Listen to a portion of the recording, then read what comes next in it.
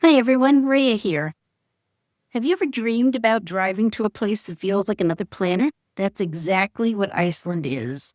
In this video, we're taking the ultimate 10-day Iceland ring road adventure, exploring massive waterfalls, black sand beaches, glaciers, ice lagoons, volcanic landscapes, and some of the most breathtaking scenery anywhere in the world. And the best part? Every few hours, the landscape completely changes. One minute you're standing beside a powerful waterfall, and the next you're surrounded by lava fields, snow-covered mountains, or crystal blue icebergs. If Iceland has been on your bucket list, or you're wondering how to actually plan a ring road trip, this video is going to give you inspiration, ideas, and a look at what makes this country so unforgettable. So pack your bags, charge your camera, and let's hit the road for the ultimate Iceland adventure. Before we jump in, if you love luxury travel, unforgettable destinations, and real-world travel inspiration designed to help you travel smarter, make sure you like this video and subscribe to the channel. And if planning a trip like this feels overwhelming, that's exactly where working with a travel advisor can help make a huge difference. Iceland is incredible, but there are a lot of moving pieces. If you want to do it well, hotels book up early, driving times are longer than people expect, weather changes fast, and knowing how to structure the route can completely change the experience. That's one of the things I've learned over the years in travel. The difference between a stressful vacation and an unforgettable one is usually in the planning. Why is Iceland so different? What makes Iceland special isn't just one attraction. It's the constant contrast. You have volcanoes beside glaciers, black sand beaches beside green mountains, icebergs floating through crystal blue lagoons, tiny fishing villages surrounded by dramatic cliffs, and unlike many destinations where you spend most of your trip moving between cities, Iceland is the attraction. The drive itself is the experience. That's why the Ring Road is so famous. The Ring Road, also known as Route 1, circles almost the entire country. It's about 825 miles long and connects most of Iceland's major regions and attractions.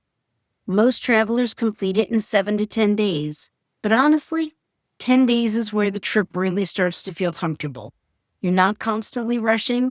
You can actually enjoy the scenery and have flexibility if weather changes. You can experience Iceland at much more elevated pace. For this itinerary, we're traveling clockwise around the country, starting from Reykjavik day 1. After landing in Iceland, most travelers are surprised by how quickly the scenery changes. Within minutes of leaving the airport, you're driving through lava fields that almost look lunar. It immediately feels different from anywhere else in the world. Now, for upscale travelers, one of the best ways to start the trip is by slowing down immediately instead of trying to cram too much into the arrival day. That's why I love starting with the Blue Lagoon.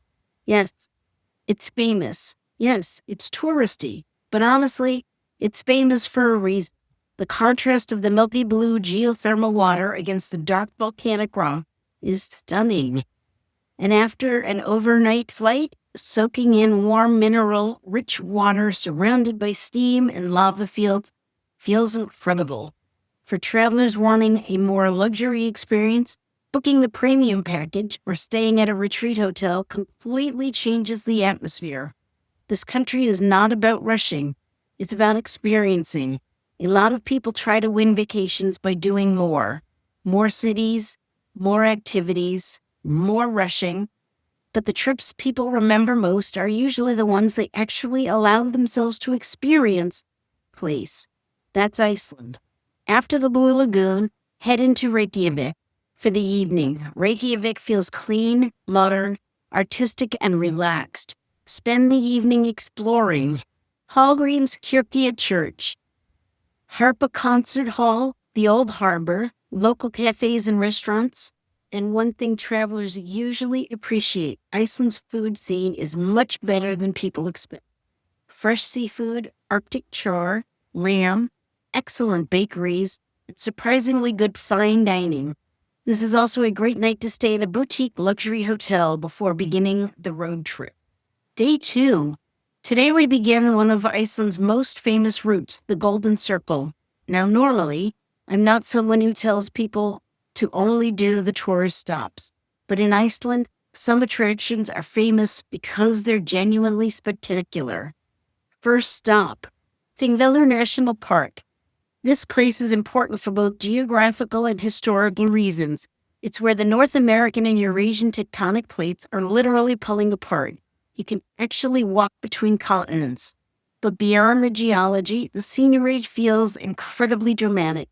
Massive cliffs, crystal clear water, volcanic rock formations, and if you visit early in the morning before crowds build, it feels peaceful and cinematic.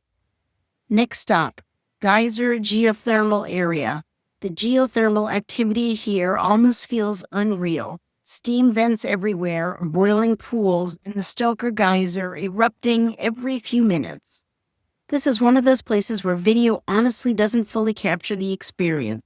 You smell the sulfur, you hear the pressure underground, you feel how alive the earth is here.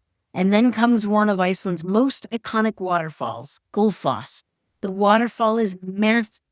The power, the mist, the canyon. It's one of those places where people stop talking for a minute because they're just taking it all in. By tonight, you'll already realize something about Iceland. Photos do not prepare you for the scale. Everything feels bigger, more dramatic, more raw. Spend the evening in the countryside, somewhere in South Iceland.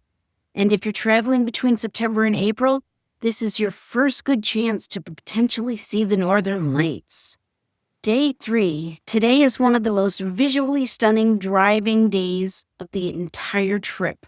You'll head along Iceland's south coast, which feels like a constant sequence of postcard views. First stop, Seljalandsfoss. What makes this waterfall unique is that you can actually walk behind it and stand behind the waterfall looking out across the Icelandic farmland is one of those travel moments you don't forget. Just prepare to get wet. A few minutes away is Skogafoss, completely different feel, wider, more powerful, more intense. And if the sunlight hits correctly, you'll often see rainbows forming in the mist. This is another reason Iceland works so well for photography and video. The lighting constantly changes. One minute it's dramatic and moody, the next it's bright and glowing. Now eventually you'll reach one of Iceland's most famous locations, Reynisfjara Beach. The black sand here looks almost unreal against crashing Atlantic waves. You'll see basalt rock columns, massive sea stacks, dark volcanic sand, powerful surf. But this is also important. The waves are extremely dangerous. Sneaker waves can appear suddenly and have swept tourists into the ocean. So enjoy the beauty. Absolutely respect the warnings. Tonight, stay near the town of Vik. Small town, beautiful setting, a great stopping point before heading deeper into glacier country. Day 4. This is the day many travelers fall completely in love with Iceland. As you continue east, the scenery becomes even more dramatic. You'll start seeing massive glaciers descending from mountains toward the coastline, and eventually you'll arrive at Jökulsárlón Glacier Lagoon. Honestly, this place feels surreal. Huge blue icebergs floating silently through the glacial lagoon toward the ocean. Some are bright white, some are deep blue, some almost glow depending on the light. Every iceberg is constantly changing shape. Across the road is Diamond Beach. This might be one of the most photogenic places in the country. Chunks of ice wash into the black sand beach, creating contrast that looks almost impossible. Crystal clear ice against volcanic black sand. It's incredible. Now, for travelers wanting more elevated experience, this is one area where guided glacier excursions are absolutely worth considering. Ice cave tours, private glacier hikes, zodiac boat rides. These experiences allow you to safely access areas you simply can't reach on your own. And one thing I always tell clients planning Iceland, This is not the destination where I recommend trying to cut every corner. Good accommodations matter. Reliable vehicles matter. And quality tours matter. Because weather and conditions here are very real. The better the planning, the smoother and the more enjoyable the experience becomes. Day 5. One of the most underrated parts of Iceland is the East Fjords. A lot of travelers rush through this area. I don't think they should. This region feels quieter, more remote, and incredibly peaceful. You'll drive through winding coastal roads and surrounded by dramatic mountains, fishing villages that feel untouched by time. This is where Iceland slows down, and that's part of the luxury. Not every experience is about 5-star hotels.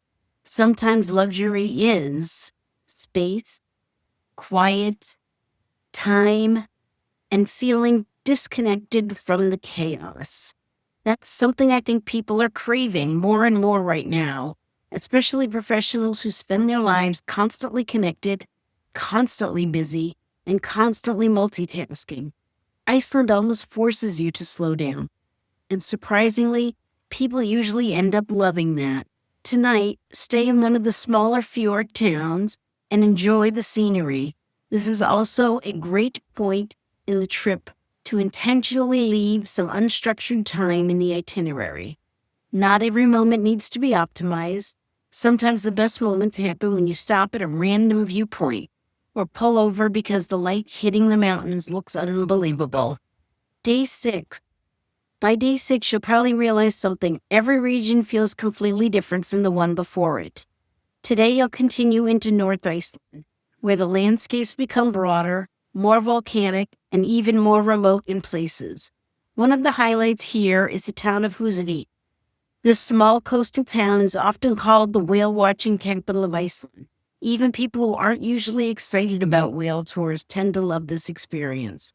Seeing massive humpback whales emerge from icy Arctic waters, surrounded by snow-covered mountains, is unforgettable. And because Iceland's waters are rich with marine life, sightings are very common during the summer months.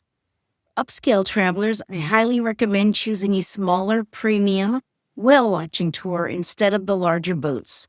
Smaller groups usually mean better viewing opportunities, more comfortable seating, better guides, quieter overall experience.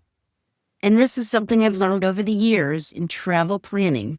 The quality of how you experience something often matters more than simply checking it off the list. Anyone can visit Iceland, but experiencing Iceland well, that's different. After Húsavík, continue toward Akureyri, often called the capital of North Iceland. Akureyri feels charming, clean, surprisingly sophisticated for a smaller town. You'll find boutique cafes, excellent restaurants, beautiful waterfront views, local design shops, a slower, more relaxed atmosphere. This is a great overnight stop to recharge a little before driving back into Iceland's more rugged landscapes. Day 7, Lake Mývatn and volcanic landscapes. Today feels like entering another world entirely. The entire area around Lake Mývatn is one of Iceland's geologically active regions. And visually, it almost feels alien. You'll see lava fields, craters, steam vents, bubbling mud pools, volcanic rock formations. This is Iceland many people imagine before they visit. Raw, powerful, untouched. One stop you absolutely shouldn't miss is Thingvellir geothermal area. This ground literally boils. Steam rises everywhere. The earth is stained orange and red from minerals. And the smell of sulfur reminds you constantly that Iceland is still very much alive underneath the surface. Then there's Dimmuborgir, a dramatic lava field filled with unusual rock formations and caves. It almost looks mythological, and honestly, this is one of the reasons Iceland has such a strong connection to folklore and storytelling. The landscapes feel mysterious. Now, if you want one of the best upscale experiences in the region, visit Mývatn. nature man. Many travelers compare them to the Blue Lagoon, but they're quieter and often less crowded. Sitting in warm geothermal water while surrounded by volcanic mountains is an incredible way to end the day. And this is another important Iceland travel tip. Build downtime into your itinerary. Don't structure every single minute. I see this all the time in travel planning. People try to turn vacations into productivity competitions. But Iceland works best when you leave room for weather changes, unexpected stops, and simply enjoying where you are. Day 8. Today is more about the drive and the changing scenery than rushing between attractions. And honestly, that's part of what makes the Ring Road experience so special. Some of the best moments happen through the windshield. You'll pass waterfalls hidden beside the road, wide open valleys, snow-covered peaks, Icelandic horses grazing in the countryside. And those Icelandic horses deserve a quick mention. They're smaller than traditional horses, but incredibly strong and beautiful. You'll see them everywhere throughout the country. Now, depending on timing and pace, many travelers stop overnight in West Iceland before exploring Snæfellsnes Peninsula the following day. This is a good night to stay somewhere more elevated and experience one of Iceland's incredible countryside hotels or luxury lodges. And this is where Iceland becomes especially appealing for upscale travelers who value experiences over excess. Luxury in Iceland isn't usually flashy. It's incredible locations, thoughtful design, privacy, quiet, nature, wellness, exceptional scenery. Day 9, Snæfellsnes Peninsula. If somebody told me they only had time to see one region outside the south coast, I'd probably recommend Snæfellsnes Peninsula. People often call it Iceland in miniature because it combines so many of the country's landscapes into one region. You'll find volcanoes, glaciers, black sand beaches, fishing villages, lava fields, dramatic cliffs, and one of the most photographed mountains in Iceland, Thingvellir. Even if you don't recognize the name, you've probably seen photos of it. This area is incredibly scenic and usually less crowded than the south coast. Another beautiful stop is Arnarstapi. The coastal cliffs here are dramatic and perfect for slow walks, photography, and again, this is where Iceland rewards travelers who don't rush. Take your time, stop often, enjoy the scenery. One thing I've learned over years in both business and travel, people spend so much time trying to get somewhere, they forget to experience where they already are. Iceland reminds you to pay attention, and honestly, that might be one of the biggest reasons people leave here feeling changed. Day 10. You'll return to Reykjavik with a completely different understanding of Iceland. Because this trip isn't just about waterfalls and glaciers. It's about perspective. Iceland feels raw, untouched, powerful, and it reminds you how small we are compared to nature. Now, before wrapping up this trip, spend one final day enjoying Reykjavik at the slower pace. Visit local cafes, design shops, museums, the harbor, fine dining restaurants, and if timing allows, this is also a great place to schedule one final spa experience before flying home. Best time to visit Iceland? One of the most common questions people ask is, when is the best time to visit Iceland? The answer?